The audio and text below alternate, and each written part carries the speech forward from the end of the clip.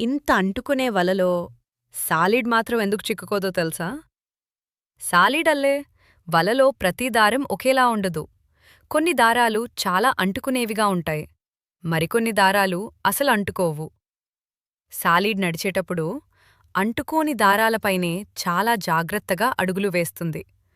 అందుకే తన సొంత వలలో చిక్కుకుపోకుండా సులభంగా తిరుగుతుంది. అంతేకాదు, సాలీడు కాళ్లపై ఉండే సూక్ష్మమైన వెంట్రుకలు, ప్రత్యేకమైన సహజ రక్షణ పొర కూడా అంటుకునే ప్రభావాన్ని తగ్గించడంలో సహాయపడతాయి. అయితే ప్రతి సాలీడ్ జాతి ఒకేలా ఉండదు.